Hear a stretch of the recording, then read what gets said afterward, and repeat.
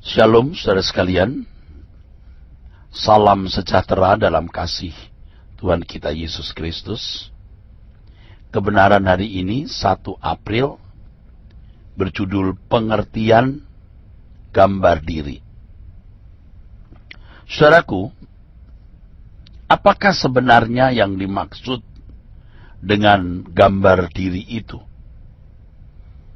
Dalam bahasa Inggris diterjemahkan self-image. Bagaimana seseorang memandang dirinya. Pada dasarnya, saudaraku, gambar diri adalah pemahaman seseorang mengenai siapa dirinya. Who he is. Dan harus menjadi apa atau bagaimana dirinya tersebut. Self-esteem. Jadi gambar diri memiliki dua aspek. Aspek pertama adalah aspek present atau kekinian. Who I am now. Kedua adalah aspek future atau yang akan datang. Who I will be. Dua aspek gambar diri ini seperti sekeping uang logam yang memiliki dua sisi.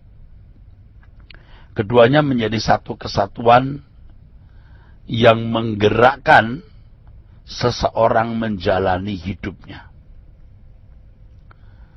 Saudaraku sekalian, setiap orang memiliki gambar diri.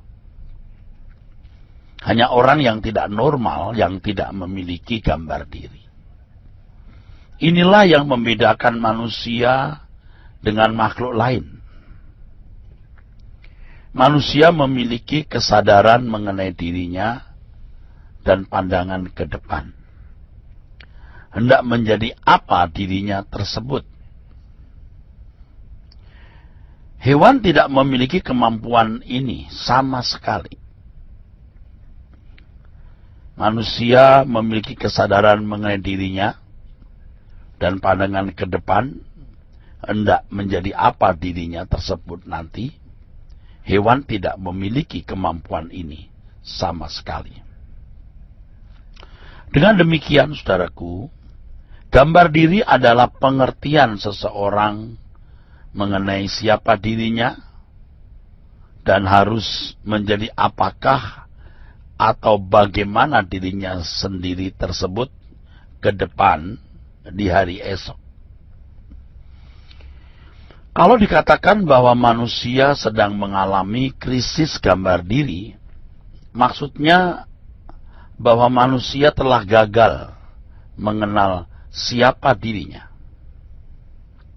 Sehingga tidak mengerti bagaimana seharusnya menempatkan diri di hadapan Tuhan dan di tengah-tengah kehidupan di antara sesama dan alam ciptaan.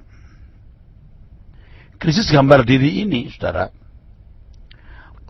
melahirkan berbagai krisis lain di dalam kehidupan. Pertama, merusak hubungan dirinya dengan Tuhan. Yang kedua, merusak hubungan dirinya dengan sesama.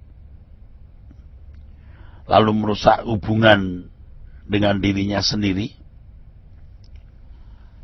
Dan akhirnya menghancurkan alam ciptaan Tuhan yang dipercayakan kepada manusia untuk dikelola. Apabila pandangan seseorang salah mengenai bagaimana menjadi manusia sesuai rancangan Allah, maka salahlah semua gerak hidupnya. Ini berarti orang itu tidak memiliki pemahaman yang benar mengenai gambar diri. Tidak mungkin seseorang dapat menyelenggarakan hidupnya dengan benar, dengan baik, kalau tidak memiliki gambar diri yang benar. Tidak mungkin orang bisa menyelenggarakan hidupnya dengan baik atau benar kalau memiliki gambar diri yang salah. Gambar diri seseorang menentukan, saudaraku, kualitas hidup orang tersebut dan keberadaannya di bumi ini. Orang yang tidak memiliki gambar diri yang benar, hidupnya pasti tidak berkualitas standar kebenaran Allah. Ini berarti orang itu berkeadaan tidak seperti rancangan semula Allah dan tidak memiliki kemuliaan Allah. Dan dia tidak akan pernah bisa dikembalikan ke rancangan Allah semula. Jadi tidak akan pernah memiliki kemuliaan Allah. Kemuliaan Allah di sini maksudnya kemampuan seseorang untuk berpikir, berperasaan seperti Allah, sehingga gaya hidupnya selalu sesuai dengan kehendak Allah. Inilah yang dimaksud sebenarnya dengan dosa. Ketika manusia meleset, tidak kena sasaran, itulah dosa. Jadi pengertian dosa bukan saja kalau seseorang melakukan pelanggaran hukum, tetapi kalau ia memikirkan, dia mengucapkan satu kata, satu kalimat dan tindakan yang tidak sesuai dengan pikiran perasaan Allah, itu meleset, itu dosa. Ini pengertian dosa dalam kehidupan umat perjanjian baru. Memang umat perjanjian baru itu dipanggil untuk hidup secara luar biasa dalam kelakuan, di mana segala sesuatu yang dipikirkan, diucapkan selalu sesuai dengan pikiran perasaan Allah. Dikaitkan dengan keselamatan kekal, gambar diri seseorang menentukan nasib kekalnya. Itulah sebabnya pembangunan gambar diri, rebuild, atau penyusunan gambar diri, redesign, sama dengan mengerjakan keselamatan. Sejatinya, pada dasarnya, keselamatan dalam Tuhan Yesus Kristus adalah pemulihan gambar diri, agar manusia dapat dikembalikan sesuai dengan rancangan semula Allah. Tentu rencana semula Allah atas manusia sangat luar biasa. Bukan seperti manusia hari ini, manusia yang sudah jatuh, manusia yang telah kehilangan kemuliaan Allah. Karena kejatuhan Adam, maka manusia tidak berkeadaan seperti rancangan semula.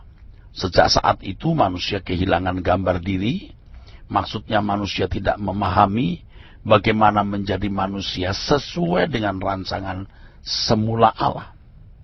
Nah, keselamatan dalam Tuhan Yesus Kristus hendak mengembalikan manusia kepada rancangan Allah tersebut.